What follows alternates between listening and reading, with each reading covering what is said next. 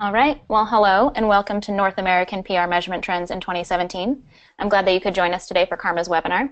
This session is taking place as part of AMAC's Measurement Month. I'm Jordan Goslin, and I'm a marketing specialist with CARMA. We're a global media intelligence company providing monitoring and integrated analytics around the world. Today, we're joined by two hosts who have a lot of experience with and knowledge of PR measurement. Roxane Papagiannopoulos has recently joined CARMA as the Managing Director of Analytics for North America. Prior to joining CARMA, Roxane founded RMP Media Analysis.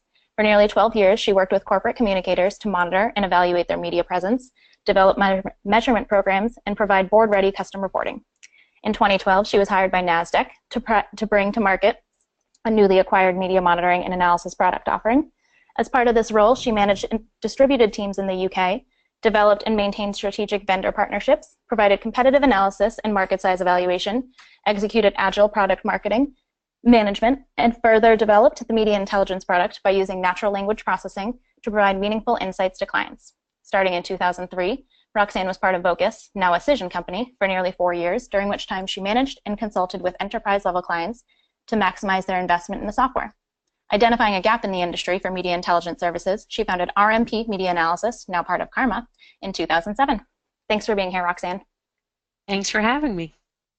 And joining Roxane as co-host today is Jen Zingsheim Phillips. Jen is the founder of 4L Strategies and has worked in communications and public affairs for nearly 20 years.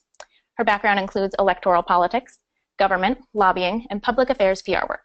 She brings nearly 8 years of experience in digital and social communications and media analysis to her role at 4L Strategies. In 2000, she joined the Public Affairs Practice Group at Fleischman Hillard in the firm's corporate headquarters in St. Louis, Missouri. Her role at FH included grassroots communication, coalition building, and communication strategy for clients with public affairs concerns. After leaving FH, she worked with them on various projects as an independent contractor. She joined Custom Scoop, an online monitoring and analysis software company, in 2006. There, she managed a team of media analysts who provided business intelligence to Fortune 500 companies through monitoring and analysis of the then emerging field of social media. And then in 2014, she founded 4L Strategies. Thanks for being here, Jen. Thank you for having me.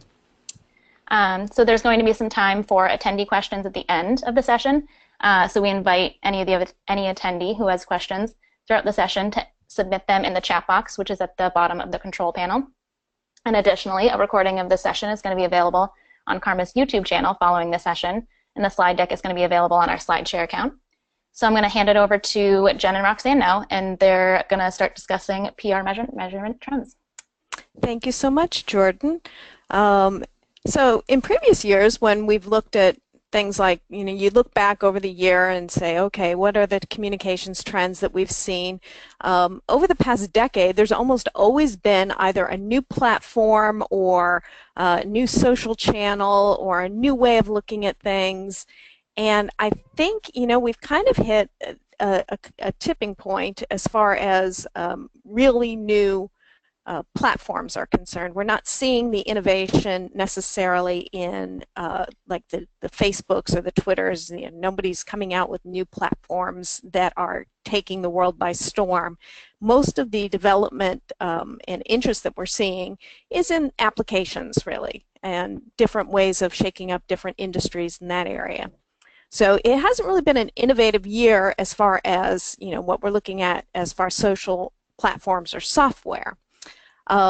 Roxane, you've been taking a look at a lot of these different trends, and what are your impressions as to what we've seen over the past year? Well, as you said, there really hasn't been anything that's shocked us into saying I must have or I must do. So it's actually been a good time for practitioners to look at what they're actually doing and refining what they're using at the time or evaluating what they're not using. One of the things that I look at every year is a nice chart that Lori Lewis and Chad Callahan from Cumulus Media put together, which demonstrates what's happening in an internet minute. And every year the numbers I just find them fantastic. For example, on Facebook, in 1 minute, there are 900,000 logins. That's a lot of audience to reach out to. On Instagram, you've got over 46,000 posts uploaded in that minute. Snapchat's got 1.8 million snaps that get created. It's an opportunity for communicators to be able to be seen and heard, but also to listen to what's happening.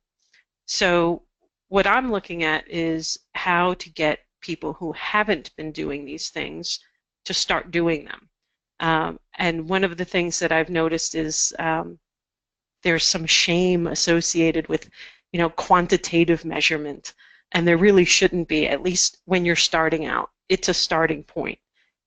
Determine where that target audience is, see if they've moved, if you've already been monitoring a particular channel, see how they may have evolved.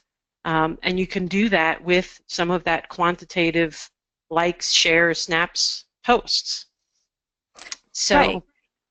And I think that, as we've kind of looked at this and seen that come into play, a lot of the bigger companies do actually appear to be taking that information and culling down the number of platforms that they use. You no longer see those, all of the 14 different platform icons down at the bottom of their website anymore. So if the big guys are narrowing their focus, we should all be looking at why are they narrowing their focus, and it probably is in part what you're saying. They're taking a look at those quantitative numbers.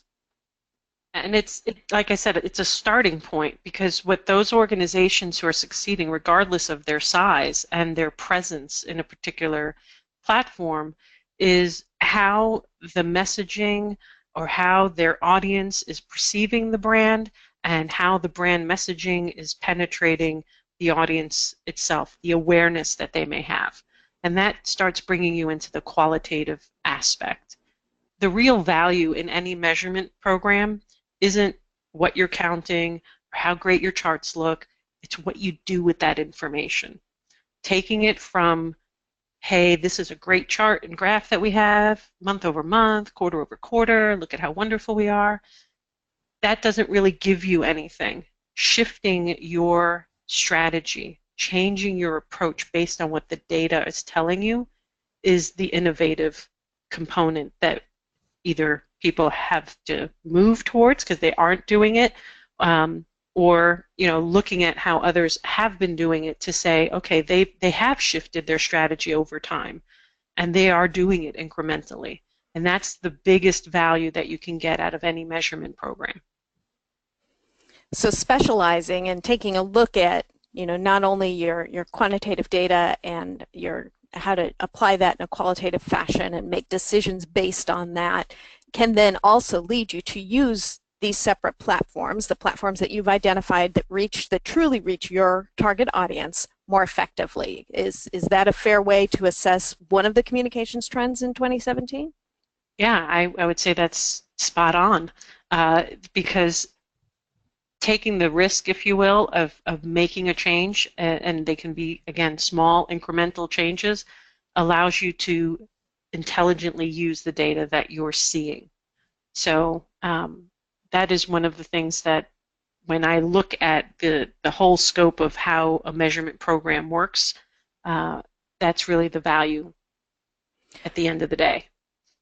One of the consistent things that we continue to see used as part of any marketing or PR strategy are influencer campaigns. I think that those kind of remain a hot issue, a hot way of doing things, and we've also seen a lot more of movement into stories on Facebook and Instagram and using Snapchat. So even though these aren't really new concepts, we are seeing them be continuously used in new and innovative ways by some companies.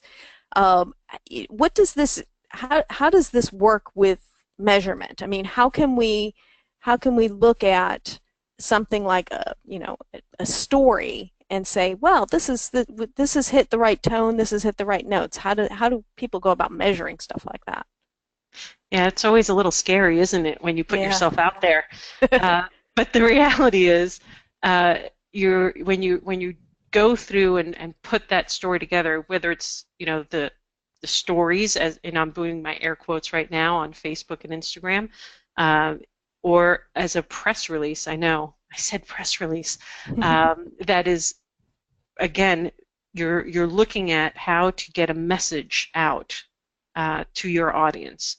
And it could be speaking to a message that is already out there in the public realm that you're addressing, you're acknowledging, or it can be a new message that you want people to understand your positioning, see the effort that you're trying to make, tying that story back to your objectives and having those objectives at the start is where you're going to be able to actively measure, because putting something out there without having a way to measure it, and that measurement could be, we just want to make sure we get people to click on the link at the end, and you can count where those clicks end up happening and whether or not they go through, if it's for ultimately a sale item, if it actually goes through the whole chain, or where you might lose them within that chain. So again, making that small adjustment, looking at what the data is telling you. Or you may want to have people use a hashtag to spread the news of the particular announcement that you're talking about. So how many times has that hashtag shown up over a period of time? You may want to make sure that you hit a particular audience. So the goal has to be set before you tell the story so that you give the story its form, and then ultimately you know what the measure of success actually is. Because they don't have to be complicated, but you have to define what it is so that you can then measure it, and then you can build on it for the next time. And one of the best ways to, measure and collect information, of course, is by making sure that you know and understand and use the measurement tools provided by each of the platforms themselves. But then there's also, there's always this question of well, if we're doing, these multiple programs, we should probably be capturing it all in one place, and what happens if this program gets mentioned in the media? So there's also this kind of, a call for using some kind of platform.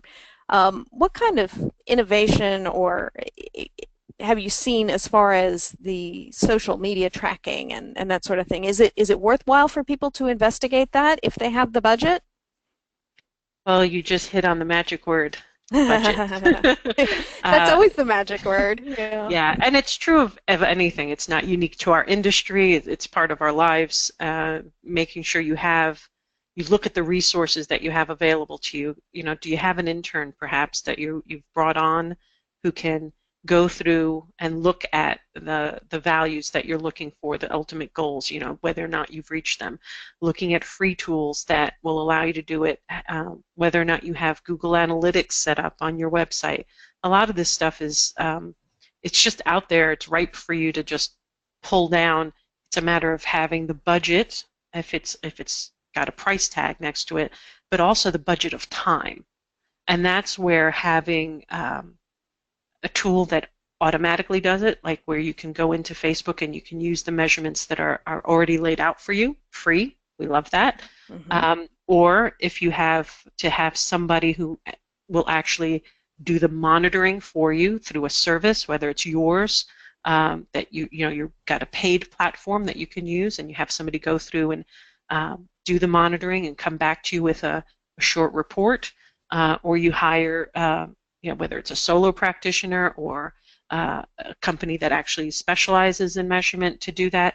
You just need to look at the value of the particular engagement that you're working on, and make sure that you have the appropriate budget in dollars and time to be able to do it. Because some engagements are smaller, much easier to measure, and while others might be more complicated and have a longer lifespan, they may need to be in more of an annual type of budget as opposed to an ad hoc type of thing.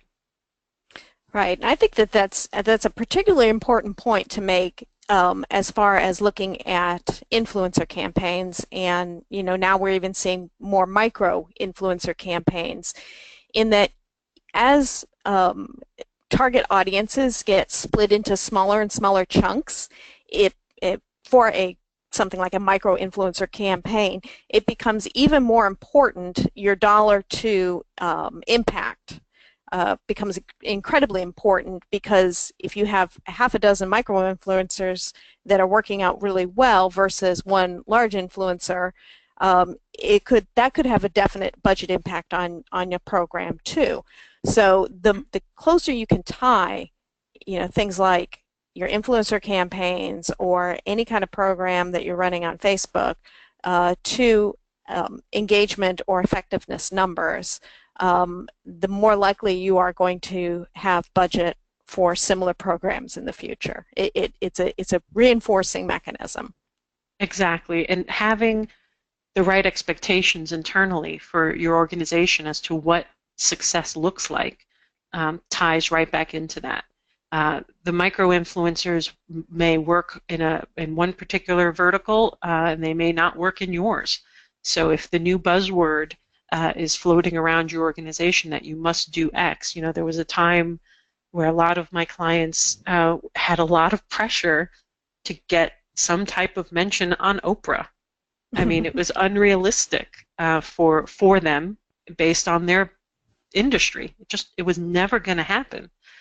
So, one of the things we did was make sure we could refocus the internal conversation to the fact that you're focused on the business objectives and how they've tied into the efforts that the communicators were doing, and how we could show that progress and any adjustments that we had to make to meet the end goal. And sometimes, frankly, the end goal had to be adjusted because it was discovered as not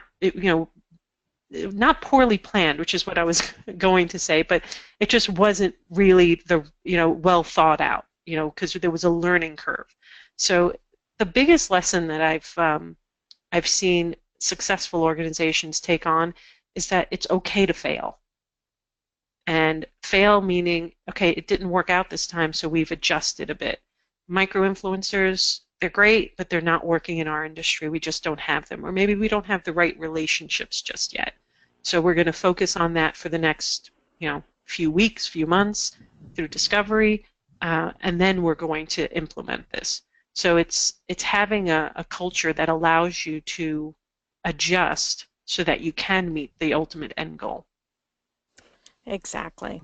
And I do think that as far as, things like using social platforms, we've seen a continued kind of a same standard going on with our theme of not a whole lot of newness or new innovation, but even within crisis communications, that there's been a sameness to that this year too, hasn't there? I mean, we saw a number of issues within the airline industry that popped up that immediately became social and viral phenomenons in a very bad way, especially for United. And, it's just kind of surprising to me that companies still haven't quite figured out exactly how they should address a social crisis. Yeah, that's an excellent point, and it's for some organizations it simply becomes a moving target with their internal culture as well. Communicators, they have a communications plan. I take issue with anyone who says they don't. 9 times out of 10, they have one. It comes down to the ability for them to execute that within their organizational environment.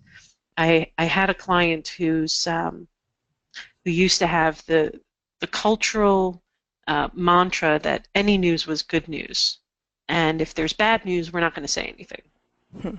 And it never worked for them.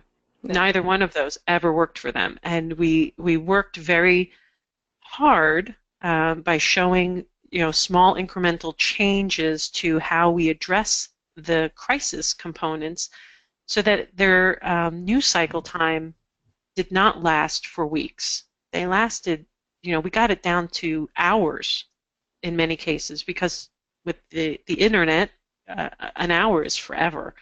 But these news cycles were going on for a very long time, and having a crisis communication plan in place and having the respect of your colleagues in order to be able to execute that, and the confidence that what you are recommending to leadership will actually address this in a way that the organization would like is probably the bigger challenge that organizations have. We saw this past weekend with the NFL and the president having their skirmish over the way that we address the national anthem at the beginning of these games. And there was one player on the Pittsburgh Steelers who stood out. Although we find out now inadvertently he stood out and he feels bad about it. The outcome of that, if you actually measured the outcome of his choice at the time, or perceived choice at the time to stand out, his jersey sales went through the roof because the public, perceived what he did as positive. Even though now he's coming out and saying that he did it inadvertently, it was a very positive thing for his brand and ultimately, hopefully, for his team. So things aren't always in our control as well when it comes to a crisis situation. But again, measuring simply in that particular case, just the outcome of it. The bad press didn't amount to anything when it came to the fact that his sales of his brand increased and people probably bought more season tickets or a ticket to the next game because they wanted to be part of that brand. Right. Well, moving to an actual new communication. Well, I guess I need to revise that. It's not actually a new idea or a new trend, but AMAC has decided to quash the use of AVEs and actually has some pretty strong words as far as the use of AVEs are concerned, and the Chartered Institute for PR has jumped on board. You want to flesh this out a little bit? What's going on here? Yeah, so I'm sure everyone who's listening is probably sighing and saying, oh, AVEs again? Yeah. But the reality of AVEs are they're still here. And the Chartered Institute for PR, who are based in the United Kingdom, have taken a rather strong stance, moving on from education to actually penalizing members of the organization who are continuing to use or advocate AVEs starting next September, which when you look at it on the surface, you go, you raise your hand, you go, yeah, kill those AVEs. But the truth, I shouldn't say the truth, but the reality for me is I think that's a really risky move for CIPR. AVEs, as much as I don't care for them, I don't advocate them, I recognize that they are not going anywhere until clients no longer request or require them of their vendors and their partners. And that is not happening anytime soon. But what is happening and has been happening over time with AMEC and solo practitioners, agencies, software vendors, analyst organizations like ours, we have been working to educate practitioners on why this metric is invalid and how it really does not give you any standing within the organization. It's often referred to as a vanity metric. It's a number for a number's sake that can't really be qualified even against an advertising number. But the other big thing is organizations, as we all do, resist change. And being brave enough to provide an alternative to your peers and your C-suite so that they have actual data-driven decisions it's a big leap for a lot of people.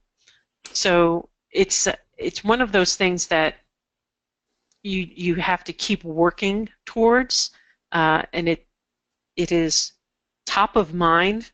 If I say the word AVE now, people know exactly what I'm talking about. I used to have to say advertising equivalency constantly, but people know what it is. They know that it doesn't work, but they know that it is requested. Mm-hmm. So that's really where CIPR is. They're taking a very public stance in this positioning right now. And I don't blame them. And, you know, PRSA has also railed against AVEs, and anyone in the PR industry or communications industry who has any experience with actual measurement has an issue with AVEs, because it is just kind of a made-up number. I mean, let's be honest. I think that the thing that we all fail to keep in mind is that there are a lot that the PR and communications industry is much larger than the organizations that are doing this sort of yeoman's work in educating. There are plenty of people out there who ended up in their communications division at their company or firm that do not have formal PR background or training. And I say that as one of them. I did not major in communications in college. I majored in public policy and government. So I kind of ended up in public affairs, and you know, a lot of the information that I pulled together was based on what had been done previously. And they say, okay, this is how you build a media list. This is how you do this. This is how you do that. And if you have that as your background, and you're now senior in your communications department, and you've always been told, here, this is how we calculate our effectiveness by plugging this number and taking this advertising, and it gives you a dollar figure, and you don't have any connection to PRSA or any of these other organizations, how would you know that you need to be moving away from AVEs? So there's a bigger world out there that still needs to be kind of contacted, I guess is the best way to put it. So as long as you have that sort of thing, and those are the folks that will call an organization like CARMA and say, we need the ability to calculate AVEs through your tool. Can you do that? So I think that's also part of the issue as far as eradicating AVEs. And it's also one of the reasons why I don't think that this is going to be an easy process. It's going to take a very long time, and it's going to be incremental. But I do think that the advent of so many different social platforms and so many different other ways of gathering information and data have provided us an opportunity to start looking at measurement differently. And that ultimately will be what moves AVE off of the center of the plate. Yeah, and you say that very well. The center of the plate, it seems to be where a lot of people put their focus when we look at their current measurement efforts. And I had a client that I'd been working with for many, many years who, like you explained, had inherited what that organization used for measurement. And there it was, sitting right there. She was probably, at that point, she was the third director of communications I had worked with at that organization. And she came in with fresh eyes and was brave enough that we had that discussion to gradually introduce valid metrics while playing down and putting less emphasis on AVE. And she got that proverbial seat at the table that everyone says they want. And she's a valued member of the C-suite. She's not just a C in name only. She's an active participant now. And she did that because we went through her entire measurement program. She was open to learning. She was brave enough to make the changes. We ranked all of the team objectives. We looked at how they tie into the business strategy. Where they didn't tie into the business strategy, they were put in the parking lot, because for some of them, they were still good objectives. We needed to also work on because I didn't do it, she needed to work more with the larger organization. And then with every report that was produced, whether it was by my team or by her team, the AVs were, again, they were there because the stalwarts really wanted to see those numbers, but they were less emphasized in their context in how those objectives were being reached or missed, because, again, the report can't always be about the success and how great we're doing. It has to show the reality of the situation so that when you do make those recommendations to shift, people understand why you're making the recommendation, and the data help you do that. So she continued to do that, and over time, you know, the AVEs became less and less important and were literally removed from the reporting. They are part of the software that they use, but they are not used in the reporting or to apply any type of measurement value to the objectives that they're looking to do. So it's doable, but it is an iterative process, and it does take persistence. And that leads us into our next topic, because in order to get to that, you have to plan for it, and you have to work it into your planning and your budget for 2018, because it is a gradual process. So looking at forecasted trends to consider for next year, what are your thoughts on where we go now? Big data. We still hear big data. Big data is everywhere. Big data is a great buzzword, and it makes us all feel big and strong, doesn't it? But yes. what we deal with is, yes, we're very sciencey. It's a technical term. We're not dealing with big data in our industry, but big data in its true form really is powerful and expensive. If you're really diving in to derive true insights about the customer journey, about how consumers perceive the brand through their actions or inactions, pulling all of those pieces of information together to come up with a full picture is time-consuming, and it requires a dedicated budget. Including, at times having a data scientist on your staff or available to you, or statisticians available to you. But when it comes to PR and what we're doing, we're not dealing with big data with a capital B and a capital D. We're dealing with what we like to look at as big data with a lowercase b and a lowercase d. And we can do that by using those tools that are available to us, like we talked about earlier, but also trying out some projects, smaller projects, again, putting them into our budget so that it's very clear that this is what we're trying to achieve, and evaluate to introduce it perhaps to the organization.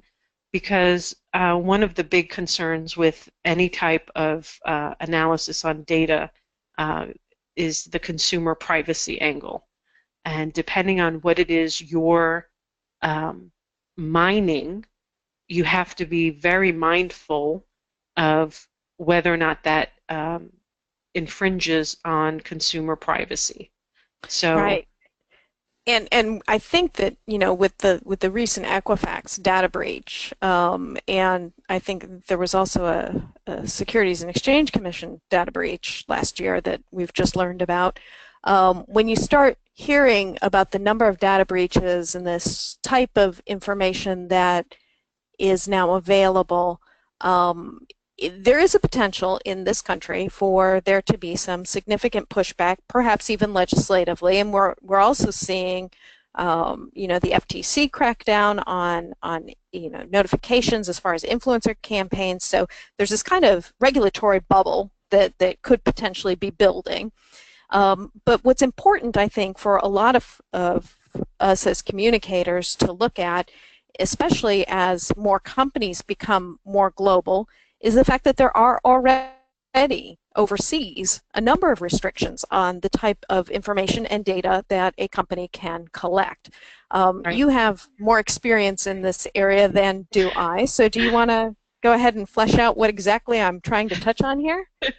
I'll do my best because I'm not an expert, but the European Union have put out the GDPR, which really has now codified what information you can keep how you must protect that information. This is all based on consumers' right to be forgotten. And it applies to our industry because we keep media lists. Within software, we keep personal notes about different influencers, be they journalists or bloggers or influencers by name. So how that information is managed and protected, and then ultimately the ability for that individual for their rights to not be infringed upon is now become it has moved from a slap in the wrist to the legislation that they had before to actual penalties. And if don't quote me on this, but it's going into effect, if I'm not mistaken, soon, if it hasn't already. But I apologize, I don't remember exactly right now. But it has a direct impact on how the software that's used within our industry has to be mindful and protect that data. Now, we don't keep generally, personally identifiable information that isn't publicly available within these systems, typically. And it doesn't matter which vendor you're talking about, but most vendors allow you to put in your own notes, how you interacted with this individual, what their likes and dislikes are, so that it's just as if you had a notebook and wrote it down. But because it's electronically available, the protection of that data falls a bit on the vendor. But part of that also falls on the user or the person who is licensing that data to ensure that what they're putting in there is publicly available information that they are allowed to keep in there. And that means also not sharing their logins with their colleagues and having their unique logins so audit trails can capture that information. Because auditing is another big component of that particular legislation. I think we're going to see that jump over the pond and come and hit us because of those breaches, as you mentioned, and they're getting worse. Equifax keeps a lot of personal information about us. It's how we are able to get loans and so on. So that's a huge deal when you really stop to think about it. What information is out there? It's great for companies like LifeLock now, who can protect us or alert us, but there is an onus on us as users, as consumers, and as vendors to make sure that that information is protected. Exactly, and I don't think that a whole lot of, this certainly wouldn't be top of mind for most communications professionals, that they would be looped into something like a data privacy law potentially, but they are. So it's something to be aware of and to work into your 2018 planning, or to at least think about. And of course, budgeting remains a top issue for anyone. Any organization, and that will continue to be the case. We are seeing a lot of struggle, I think, back and forth between, all right, let's just cobble together as many free tools as we possibly can, and then you have, half dozen or so free tools that you're working with on a daily basis. And so the question then becomes, are we, investing too much time? Time is money. You're paying someone to go through that information, and could we be better served by paying for a different system that collects this information rather than to cobble together the free ones? This will continue to be a struggle, I think, for a lot of organizations. What do you think? I agree 100%. Budgets, I remember when I used to get my allowance when I was a child, and I wanted to buy whatever it was I wanted to get, whether it was an album or a pair of jeans. I had to budget for it. I wasn't going to get more money simply because I wanted it. I had to show need, or I had to demonstrate fiscal responsibility. So free tools are great if they're serving your purpose, like you said, with allowing you to get what you need in a reasonable amount of time. But sometimes you have to take that evaluation of that balance and see, would we be better suited in getting this particular vendor and we could use their software, or outsourcing it to a vendor who specializes in this, because that will free up time and resources, and I will get the outcome that I need. The thing that I've seen make a big difference in budgetary pressure overall for communicators is when they have that perceived value within the organization. So if they are consistently or even incrementally showing a move towards being able to provide information that helps the business make decisions, that budgetary pressure comes off, because they can then show how they want to evolve and improve, and what that might require in a dollar amount. And that dollar amount could be adding someone to the staff, it could be adding software to the staff, it could be doing the occasional survey here and there depending on the project, doing pilot programs. So the planning of that budget becomes key, so that you're able to express what you need and why you need it, and then you have that foundation as you move forward, and that takes some of the pressure off of, oh well, this year you have to cut, as opposed, you get the what do you need question as opposed to what can you remove question. Exactly, and you've touched on two areas that take us actually to the wrap up of our program, which is, that's the data collection. You still have to do something with it. So you've got the human review as part of the measurement process, and then you also mentioned surveys. And one of the things that is should be on every communicator's radar is getting comfortable with doing primary research. So, your thoughts on human review, I'm sure, are similar to mine. That it will continue to be important, but I don't want to put words in your mouth.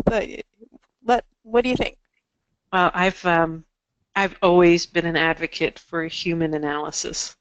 I look at the context that a human can bring to clarify what it is we're looking at, because AI is not there yet.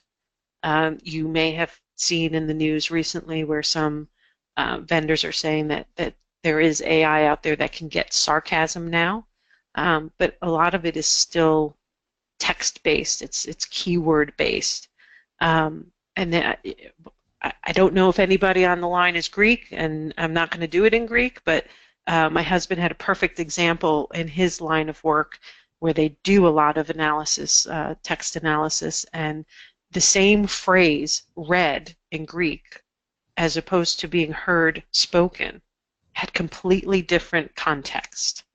And depending on how, what came before and after it as well, blended it in.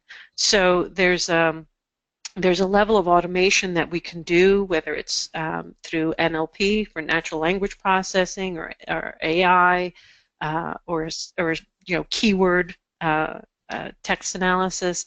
But then layering that with a human review really gives you the full picture of what has occurred.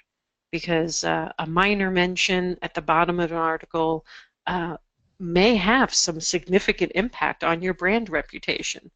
Whereas if you're using an automated tool that just says, well, you weren't mentioned in the first 150 words, and there were no really bad words in proximity to your mention, so this article is positive. It doesn't give you the context. So humans allow that context to be pulled out and teased out of the equation. And to make future decisions based on data. I mean, we're not quite there yet with AI, or at least within most people's budgets. I mean, if you're talking about the massive, quantitative computers that they use in stock market trading and things like that, you're talking potentially millions of dollars in software to crunch those kinds of numbers, and we're not there in communications and PR. So we still need to use humans to not only analyze the content that comes in, but say, based on this analysis, this is where we should head. This is where we've made mistakes. This is what we need to correct.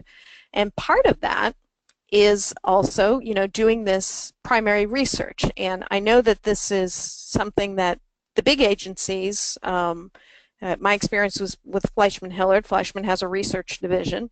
Have been doing for a while, but this is starting to filter down now to boutique agencies or mid-size and smaller agencies. When it comes to PR measurement, you really have to do the survey work that previously was not. If you're just looking at the data and kind of going with your gut, that's a little bit different than actually having the numbers in front of you. And I come from a public affairs background.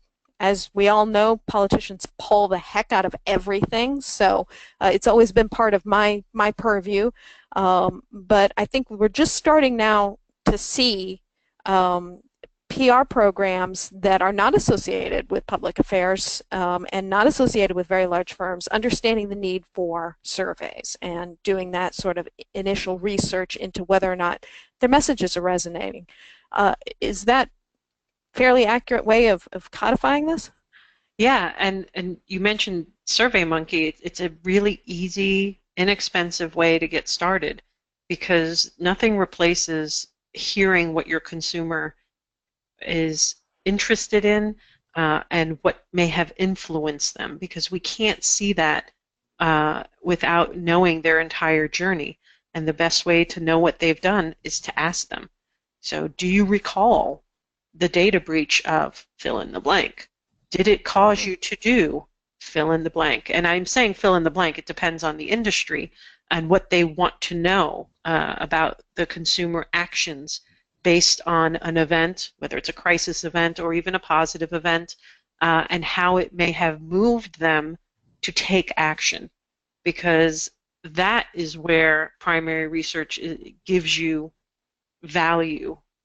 You hear what someone is looking to do, and you're looking at a set of individuals within your target range to understand, how this event may have impacted their brand perception, their action against a brand or with an idea, and that's the only way you're going to know it is getting down there. And it could be for your organization something small where you can go to your clients and you can take a quick poll, a quick temperature read, and see what they're doing, but asking them those questions, or taking something like SurveyMonkey, putting it together, very brief. It can't be very long. People don't have time for very long things, so you have to have targeted questions that do not have bias. And I keep mentioning SurveyMonkey because they actually help you do that. You don't have to be a specialist there. But again, another area where you could build on and then bring in professionals through your budget for different programs or different campaigns that you need more insight on. And there we go. That's I think that takes us to the conclusion of our program. Yeah, Jordan, I'll turn it over to you. Thank you, guys. That was very informative. So I think we can start with, you guys kind of touched on ABEs and how we kind of get rid of that kind of legacy vanity measurements or metrics. But I was wondering if you could talk a little bit about impressions, because these are often kind of referred to as the new ABEs. So how would you recommend getting rid of a metric like impressions? Do you want me to take that one first, and then I don't mind taking it, actually, because I see them as the same thing. Impressions are they're perceived. 3 million people did not read this article. That is the circulation of a particular publication, if you will, or whatever the number is. Just fill in the number that they tell you that they are. The amount of people who actually went through and clicked through to an article, it's good to know that, however many thousands of people did, but how long did they stay on that article? Where did they go after that article? That's the value. Did reading the article actually take them to a call to action that they wanted to do? Did it impact their impression about the brand? So I can keep giving questions about it. The impressions number it's literally a starting point, and it's a small one. because knowing what happened after the fact, how it impacted the reader, is the bigger value that we need to get to. Exactly, and my answer to that would mirror that very very closely. I think that it's, the better way to look at impressions is to almost call it the opportunity to see, or opportunity to have been seen, which is really what it is. You don't even know if it made a true impression. It's really more of a, this is the maximum number that could potentially have come across this. And moving away from it is going to be tied, just like AVEs, to the practitioner's ability to actually have a valid measurement, a valid metric that can show action. So, maybe your impressions count is, you make sure that everybody knows this is how many people, because I do still think that if you get a piece in the New York Times, even if it's on page, B8, the opportunity for someone to stumble onto that information, it matters. It does. You would rather have that information in the New York Times than in your small local paper. That you just want to have the largest possible audience, but you don't want to hang too much, if anything, on that number. It's simply a, this is yay for us, we got it into a big publication, but really what we need to know is how many people acted on it, and that's where your actual valid measurements come in. Yeah, well said. Well said. And here's another thing just to add to that very briefly. I mentioned the NFL earlier, and the impact. These articles that have been out there. I'm sure they're being measured by the NFL to see how many impressions were there. But what do they really care about? They care whether or not the ratings of the shows, because it is a show, it's a game, but it's a show, are up or down for the week. And according to Ad Age, they're actually up. So did they lose or win? They won in that sense. The impressions aren't really what matter. It's the outcome of those stories, which now people are watching more. They want to see more, see what else happens. Great, thanks. And you talked earlier in the session about how to measure newer trends. So I was wondering if you could take it maybe even a little more back from that, and how you can kind of get started with measurement if it's maybe not something that an agency has done in the past, and maybe talking about moving from qualitative or quantitative to qualitative metrics, and how you can implement those to show the success of the PR efforts that you're employing. So you want to take that one first this time? I was going to say, so are you looking for kind of a roadmap on how to get started, or? I think we could start with that, or if you just want to touch on the difference between maybe quantitative and qualitative metrics and how these can be implemented to show the value. Sure. Well, this is a standard one that we hear all the time in PR. Everybody throws around terms like quantitative and qualitative without ever defining them. So quantitative, and Roxane, please correct me if I mess up this. You won't. I know you won't.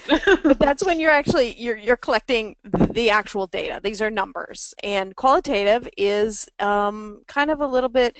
So the way that I kind of keep it in my head is quantitative is you're taking things like a temperature, or there's a measurement. There's an actual number tied to it. Qualitative is when you ask a question that's perhaps a little bit more open-ended on a survey. It's a qualitative question. You're asking, how did this new pair of shoes make you feel, or what was your experience in the store? That's one that I get a lot. Yes. When I'm getting surveys. What was your experience in the store? So that's a qualitative question. They're asking for something that's not going to. You can't just say, well, my experience in the store was a 5.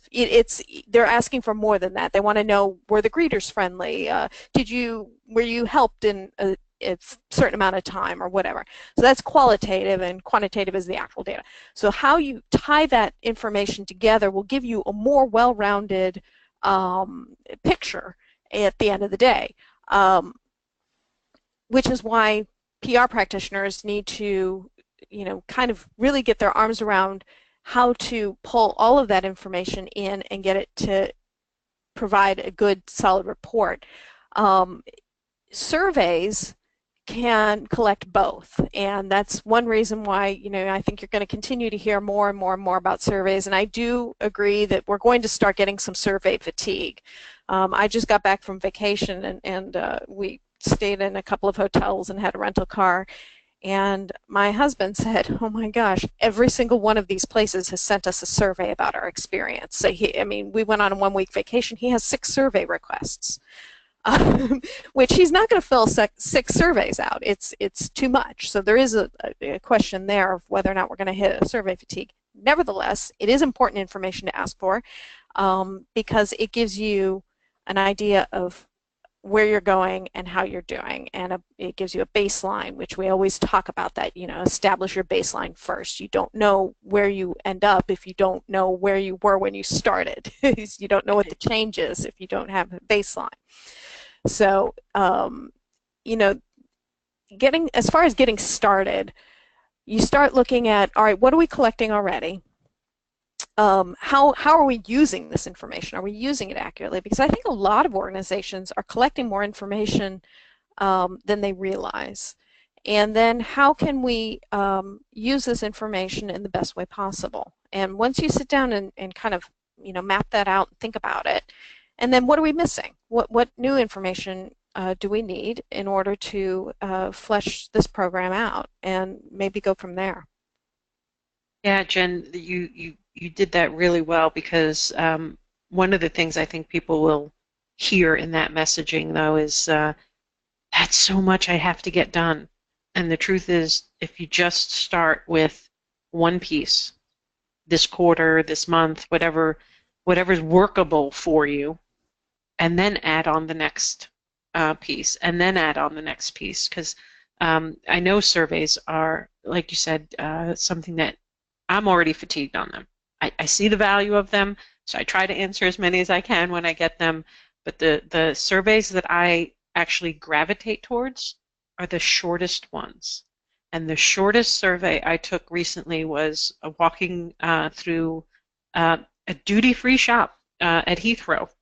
As I walked through, I saw this twice. At the end of the duty-free shop, there was a little kiosk. It had 3 buttons on it, a big smiley face, a little neutrally face, and a very sad face. And all it said was, how would you rate your experience today? And I pressed the happy face because I got excellent customer service in a duty-free shop. And that helps them go back and see, do we need to do some more training? Do we have enough staff on? They have other ways that they're looking at what's happening within their organization. But having that information easy for the end user to feed back to you is going to be the challenge that we're going to face, because everybody wants to know how they did on their report card. So I think that's going to be one of the things that we'll see in the next few years that really makes a difference within our industry. Who is able to provide a quick and easy, informative answer, feedback loop for customers. Great. I think that was really helpful, both for employing first-time measurement and then kind of looking forward at the end there, like you did, Roxane. So we're almost exactly at our hour mark, so we're going to wrap up now. I'd like to thank our hosts for a really informative session. Their email addresses are there, so if you would like to reach out with additional questions or some follow-up, they're available for that. We also have CARMA's website and Twitter handles, so we invite you to connect with us there. As mentioned previously, we are going to have the recording of the webinar on CARMA's YouTube channel, and the slide deck is going to be available on the SlideShare account that CARMA has. So again, thank you to our hosts, thank you to our attendees, and we hope to see you at future CARMA webinars. Have a good day.